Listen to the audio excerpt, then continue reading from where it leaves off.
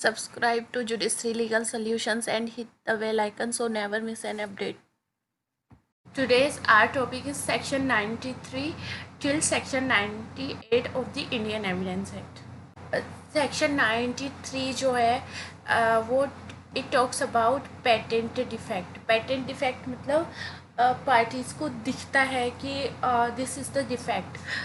अगर पार्टीज़ ये जानते हुए कि पर्टिकुलर डॉक्यूमेंट जो है वो डिफेक्टिव है, जैसे कि इसकी इलस्ट्रेशन दे रखी है, A agrees in writing to sell a horse for rupees 1000 or 1500.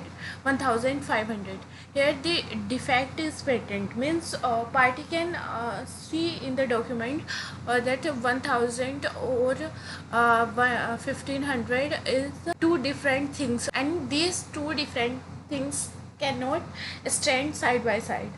तो यहाँ पर जो पार्टीज़ हैं, अगर उन्होंने ये जानते हुए कि डॉक्यूमेंट जो है डिफेक्टिव है, वो डॉक्यूमेंट फॉर्म किया है, तो वो पार्टीज़ उस डॉक्यूमेंट को रिगार्डिंग कोई भी ओरल एविडेंस नहीं दे सकती, because parties themselves agreed and signed upon the defective document. That defect was manifestly visible, then party will not be allowed to prove different intention by giving oral evidence, as it would not be justifiable.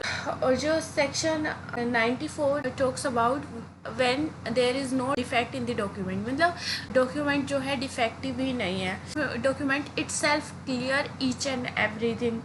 जैसे कि इसके illustration दे रखी है कि ए जो है cell करता है बी को एक इस्टेट जो कि रामपुर में है 100 बीघा, और actually A had 100 bigha and in the Rampur. तो यहाँ पर कोई डिफेक्ट ही नहीं है, कोई प्रॉब्लम ही नहीं है, तो यहाँ पर oral evidence can not be allowed to vary the intention, because जब आप लोग किसी चीज़ पर अग्री हो गए हैं और वो एक्चुअली एग्जिस्ट करती है और आपकी इंटेंशन क्लियर हो रही है, तो आप लोग को आपके विम्स एंड फैंसीज पर क्यों अलाउ किया जाए, आपकी डॉक्यूमेंट को चेंज करने के लिए नहीं अलाउ किया जाएगा. और जो सेक्शन 95 जो है ना, वो टॉक करता है अबाउट अनमीनिंगफुल डॉक्यूमेंट की. At the document is latent defect. अब सपोज ए और बी एग्री होते हैं, जैसे कि इसकी इलस्ट्रेशन देख लेते हैं 95 की. A sells to B by deed my house in Calcutta. A had no house in Calcutta, but it appears that A had a house at Havra, because A had a house at Havra of which B had been in possession since the execution of deed. Some people used to call Calcutta to Havra. Okay, तो यहाँ पर oral evidence can be given ये दिखाने के लिए कि जो कैलकाटा और हावड़ा जो है वो सेम थिंग है, क्योंकि डॉक्यूमेंट तो प्लेन है, अनएम्बिगुअस है, बट अनमीनिंगफुल है, मीनिंग नहीं निकल रहा है सेक्शन 95 में. जो सेक्शन 96 है वो ये बात करता है कि जो लैंग्वेज है डॉक्यूमेंट की, वो at the same time one और मोर थिंग्स पे अप्लाई की जा सकती है. अब इसकी इलस्ट्रेशन में जैसे दे रखा है, A agree to sell to B for 1000 my white horse. A has 2 white horses. Evidence may be given of the fact which shows which of them was meant. A के पास जो है 2 white horse हैं और agreement white horse से related हुआ है, तो यहाँ पर उनका एग्रीमेंट दोनों horses पे अप्लाई हो सकता है ना.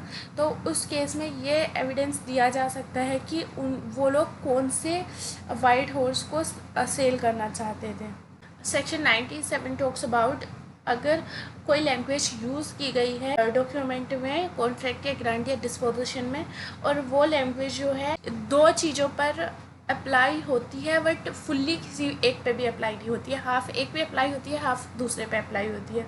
तो यहाँ पर ये शो करने के लिए एविडेंस दिया जा सकता है कि उनका मीनिंग किसको डिनोट करने से था. जैसे यहाँ पर A agree to sell to B my land at X in the occupation of Y. A had land X but not in occupation of Y, and he has a land in occupation of Y but not at X. Evidence may be given of fact showing which he meant to sell. यहाँ पर evidence दिया जा सकता है कि वो x land को cell करना चाहता था या फिर वाई लैंड को सेल करना चाहता था। सेक्शन 98, जो section 98 talks about evidence as to the meaning of illegible characters etcetera. यहाँ पर evidence may be given to show the meaning of illegible or not commonly intelligible character of the foreign obsolete technical, local or provincial expression of abbreviation and of the words used in the peculiar sense.